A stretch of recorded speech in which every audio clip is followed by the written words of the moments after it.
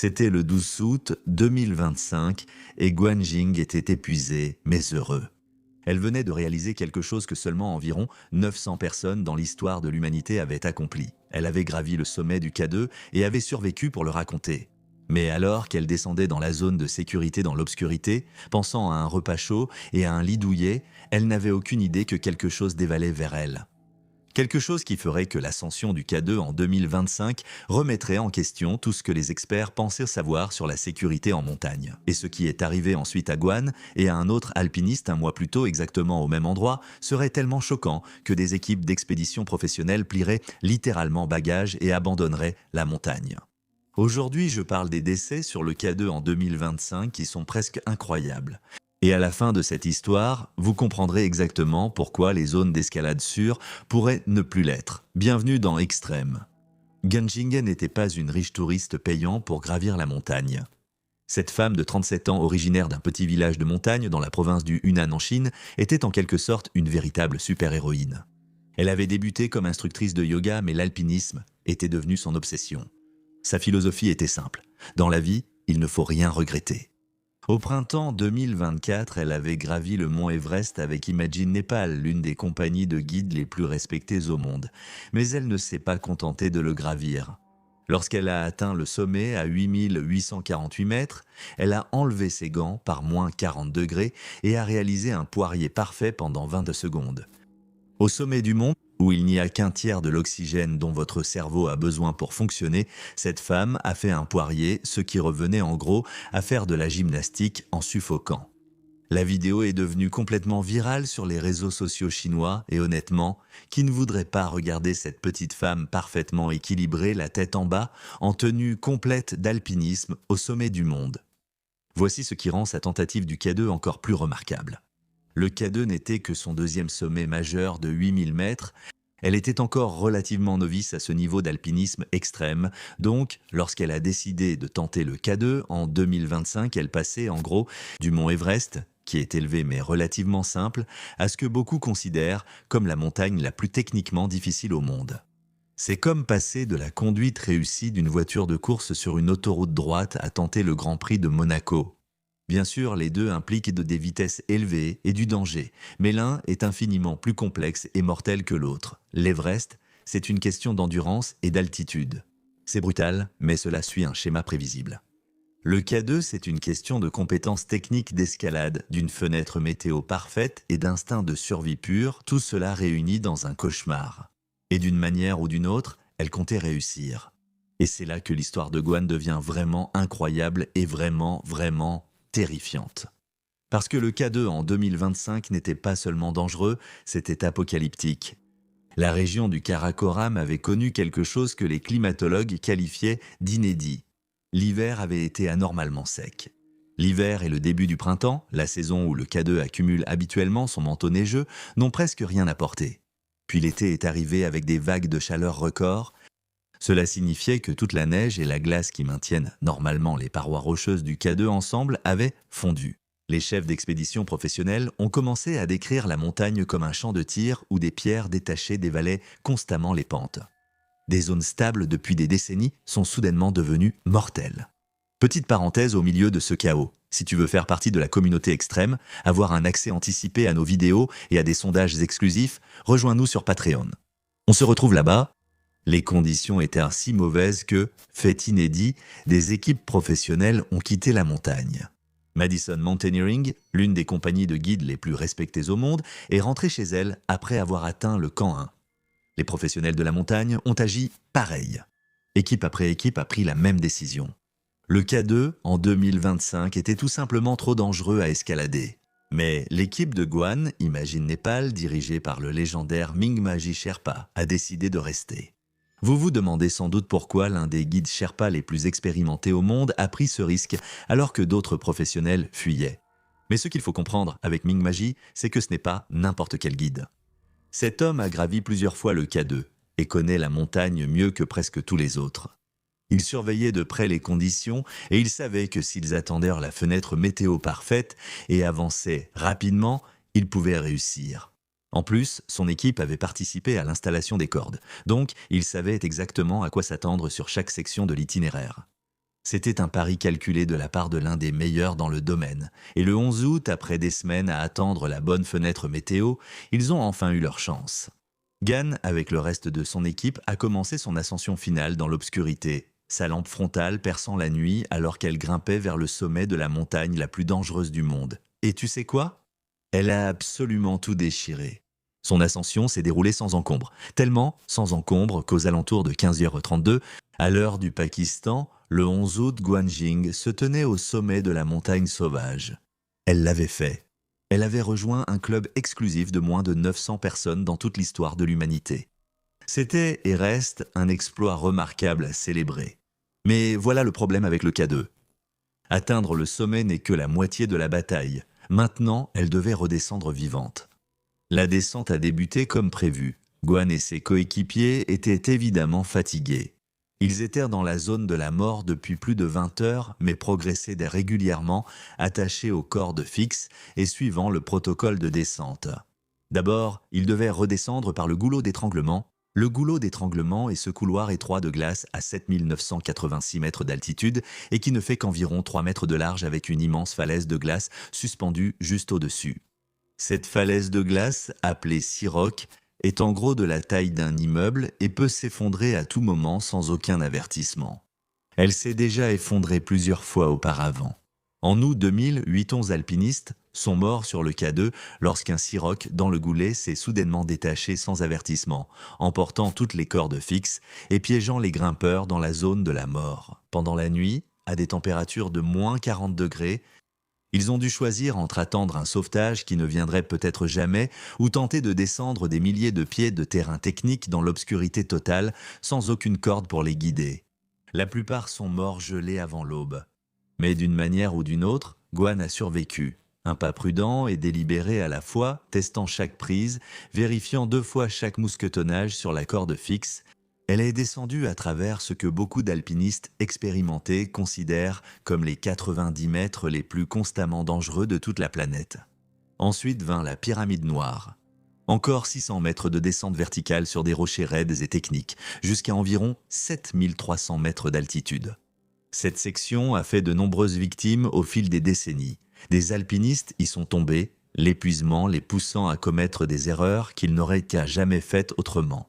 Comme rater une prise évidente, s'attacher au mauvais point d'ancrage ou simplement perdre l'équilibre, sur un terrain qu'ils auraient facilement gravi au niveau de la mer.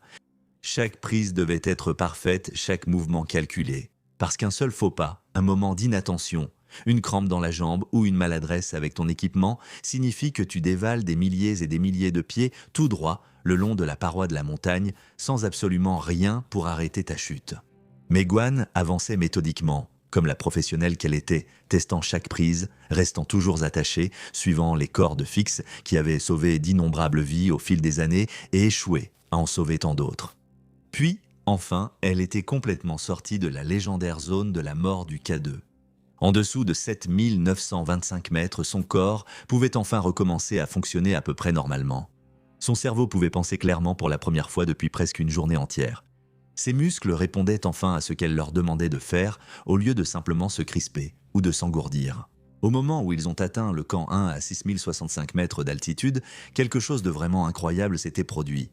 Guin avait réussi à descendre les sections les plus dangereuses, les plus techniquement difficiles et les plus meurtrières de l'histoire de la montagne la plus dangereuse du monde.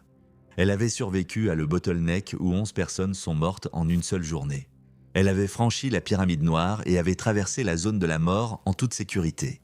C'est ici que les alpinistes poussent traditionnellement un énorme soupir de soulagement où ils commencent à penser à leur survie plutôt qu'à la prochaine prise. C'est là que les équipes plaisantent souvent sur le fait d'être de retour au pays des vivants. Après tout, les pires dangers sont censés être derrière eux. Les heures ont passé au camp 1-19h. 20h, 21h.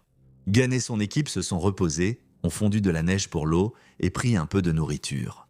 Le genre de choses normales et ennuyeuses que font les alpinistes quand ils n'essaient pas activement de ne pas mourir. Vers 22h, heure du Pakistan, le 12 août, ils ont entamé la prochaine étape de leur descente, du camp 1 jusqu'au camp de base avancé. À ce moment, un phénomène intéressant apparaît dans la psychologie de l'alpinisme. Voyez-vous, Cette section, entre le camp 1 et le camp de base avancé, est ce que la plupart des alpinistes appellent la zone de sécurité. Il s'agit seulement d'une descente d'environ 900 mètres passant de 6065 mètres à environ 5090 mètres. Pour la plupart des gens, 5090 mètres, c'est encore incroyablement haut, plus haut que n'importe quelle montagne des 48 États contigus. Mais pour quelqu'un qui vient de passer le dernier jour et demi au-dessus de 7925 mètres, 5090 mètres donne l'impression d'être revenu au niveau de la mer en comparaison. C'est la section où les alpinistes se détendent enfin vraiment, où ils se décrochent de certaines des cordes fixes parce que le terrain n'est plus technique, où ils commencent à sortir leur téléphone pour appeler chez eux et dire à leur famille « j'ai réussi ». Où ils rêvent de douches chaudes, de vraie nourriture et d'un vrai lit plutôt que de simplement survivre. L'itinéraire ici n'est pas très raide. Il n'y a pas d'escalade technique, pas d'arêtes étroites, pas de falaises de glace suspendues prêtes à s'effondrer. Comparé aux dangers des autres sections du K2, c'est essentiellement un sentier de randonnée. Mais voici le problème. C'est un sentier de randonnée construit sur une catastrophe géologique prête à se produire. Voyez-vous, le camp 1 sur la plupart des autres montagnes de l'Himalaya est considéré comme le camp le plus sûr de toute la montagne. C'est là que les alpinistes vont pour récupérer, se reposer, laisser leur corps se réadapter. Sur l'Everest, sur Cho-Oyu, sur la plupart des grands sommets, le camp 1 est l'endroit où l'on respire facilement. Mais le K2 ne suit pas les règles. Toute la section du camp 1 jusqu'au camp de base avancé repose sur des éboulis instables et des formations rocheuses instables. Il n'y a ni couverture neigeuse protectrice, ni parois rocheuses solides pour dévier les débris. C'est simplement de la pierre friable et instable, sur laquelle on marche facilement, mais qui repose sur une base incroyablement instable. Les conditions de 2025 ont rendu cela infiniment pire. Privée de neige et de glace qui font habituellement office de col, toute la montagne était devenue un immense tas de pierres instables, n'attendant plus que l'élément déclencheur pour dévaler la pente. Donc, alors que Gwan descendait ce sentier familier dans l'obscurité, sa lampe frontale perçant la nuit, elle se sentait probablement plutôt bien. Elle venait de réaliser un exploit accompli par moins de 900 personnes dans l'histoire. Elle avait survécu au bottleneck, à la pyramide noire, à la zone de la mort. Elle était censée être maintenant dans la zone de sécurité, à seulement quelques heures du camp de base avancé, où il y aurait du thé chaud, des tentes bien chaudes et la certitude qu'elle avait conquis la montagne sauvage. Mais alors qu'elle descendait ce chemin, quelque chose se passait bien au-dessus d'elle, dans l'obscurité, qu'elle ne pouvait ni voir, ni entendre, ni s'y préparer. Car bien au-dessus de Gwan, à environ 600 mètres plus haut sur la montagne, quelque chose avait bougé. Tout a commencé petit. Un minuscule morceau de glace maintenant, une grosse pierre a peut-être fondu sous la chaleur. La paroi rocheuse s'était peut-être trop dilatée et contractée à cause des fortes variations de température. Peut-être que la gravité avait enfin gagné la bataille menée depuis des mois. Quelle qu'en soit la cause, un morceau de pierre sombre déchiquetée, à peu près de la taille d'une boule de bowling, s'est détaché de la montagne. Au début, il est simplement resté là un instant, en équilibre sur le bord d'une petite corniche. Puis il a roulé légèrement vers l'avant et a commencé à tomber. Les premiers mètres furent presque sans violence. Le rocher rebondit doucement sur une petite avancée, tourna dans les airs pendant une seconde, puis toucha à nouveau la pente. Mais à chaque rebond, à chaque impact contre la paroi de la montagne, il prenait de la vitesse. À chaque mètre de chute, la physique dominait totalement la situation. 10 pieds plus bas sur la montagne, il allait si vite qu'il s'est brisé en morceaux en heurtant un gros rocher. À 50 pieds plus bas, il allait si vite que l'impact contre la roche semblait un coup de feu. À 100 pieds plus bas, sur la paroi de la montagne, ce morceau de pierre de la taille d'une boule de bowling allait maintenant plus vite qu'une voiture sur l'autoroute. Et il se dirigeait directement vers l'itinéraire que tous les alpinistes empruntent pour descendre du camp 1 au camp de base avancé droit vers Gwan. Pendant ce temps, environ 1500 pieds plus bas, Gwan vivait probablement l'un des meilleurs moments de toute sa vie après avoir atteint le sommet du K2. Elle descendait à un rythme régulier sur le sentier, le faisceau de sa lampe frontale dansant sur les pierres et l'éboulis devant elle. Sa respiration était enfin redevenue normale, enfin aussi normale que possible à 17 000 pieds d'altitude. Ses jambes étaient solides, son esprit était clair. Pour la première fois depuis plus de 30 heures, elle ne craignait plus constamment de mourir.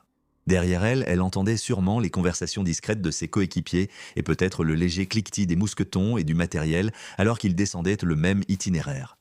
Devant elle, les lumières du camp de base avancé étaient encore cachées derrière un virage du sentier, mais elle savait qu'elles étaient là.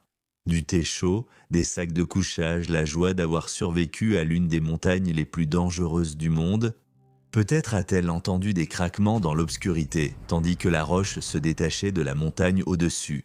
Ou peut-être que le bruit s'est perdu dans le vent et les sons habituels de la montagne la nuit. Quoi qu'il en soit, il n'y avait rien qu'elle aurait pu faire pour empêcher ce qui s'est passé ensuite. Parce qu'alors que Gwan faisait un autre pas sur le sentier, un craquement soudain déchira la nuit. Avant que quiconque puisse crier ou bouger, un rocher sortit de l'obscurité et la percuta à 240 km à l'heure. Et c'était fini. L'impact lui écrasa le crâne instantanément. Selon le club alpin du Pakistan, elle est morte d'un traumatisme crânien sévère causé par la chute du rocher. Il n'y avait aucune chance de survie. Pas le temps de souffrir, pas le temps de comprendre ce qui se passait. Une seconde, elle marchait et pensait à son avenir. La seconde suivante, elle avait disparu. Je ne peux qu'imaginer ce qui lui a traversé l'esprit à l'impact, si tant est que ce fut le cas. Elle a peut-être vu un mouvement dans sa vision périphérique. Peut-être a-t-elle eu le temps de se demander « qu'est-ce que c'était ?» avant que tout devienne noir, ou peut-être que c'est arrivé si vite que son cerveau n'a pas eu le temps de comprendre. La recherche de son corps a duré plusieurs jours. La météo trop instable empêchait les hélicoptères d'atteindre le site en sécurité. Une équipe au sol a donc été envoyée à pied. L'un des sauveteurs a même été blessé lors de l'opération de récupération et a dû être évacué lui-même. Comme ça, une femme qui avait conquis l'Everest, qui était devenue célèbre sur Internet pour avoir fait un poirier à 8800 mètres d'altitude, qui avait réussi à atteindre le sommet de l'une des montagnes les plus dangereuses du monde, a été tuée par un simple rocher à l'endroit même où elle était censée être en sécurité. Mais voici ce qui rend toute cette histoire complètement folle. Gwan n'était pas la première personne à qui cela arrivait. Un mois plus tôt, un porteur pakistanais nommé Iftikhar Hussain avait emprunté exactement le même chemin et ce qui lui est arrivé aurait dû être impossible. Il faut comprendre une chose sur les porteurs pakistanais d'altitude. Ce ne sont pas juste des hommes qui portent des charges pour des étrangers aisés. Ils sont l'épine dorsale de chaque grande expédition. Ils connaissent ces sommets mieux que quiconque car ils ont grandi à leur ombre. Leurs pères les ont gravis et leurs grands-pères avant eux. Lorsqu'un porteur pakistanais meurt sur sa montagne natale, ce n'est pas seulement une tragédie pour sa famille, c'est un avertissement pour le monde entier. Iftikhar Hussain avait 34 ans, il venait du village de Sadpara à Skardu. Ce village se trouve littéralement à l'ombre du K2. Il avait grandi en regardant cette montagne chaque jour de sa vie. Il travaillait comme porteur en haute altitude depuis des années, soutenant des expéditions sur le K2, le Broad Peak et les autres géants du Karakoram. Ce n'était pas un novice inexpérimenté, c'était exactement le genre d'expert local qui rend les expéditions en haute altitude possibles. Le 19 juillet 2025, Hussain faisait partie d'une équipe de 4 membres travaillant pour Mountain Professional, l'un des services de guide les plus respectés au monde. Ils effectuaient un travail de routine, transporter des provisions entre les camps, entretenir le matériel, des tâches peu glamour, mais essentielles au bon fonctionnement des expéditions. Et tout comme Gwan le ferait un mois plus tard, il descendait du camp 1 vers le camp de base avancé, exactement le même itinéraire, exactement la même zone de sécurité où les alpinistes baissent leur garde. Vers 12h30 ce vendredi après-midi, Hussain et son équipe traversaient ce que les alpinistes appellent le couloir de chute de pierre, cette même section entre le camp 1 et le camp de base avancé où des pierres instables dévalent régulièrement la montagne. Mais voilà le problème, cette section n'est pas censée présenter un risque majeur d'avalanche.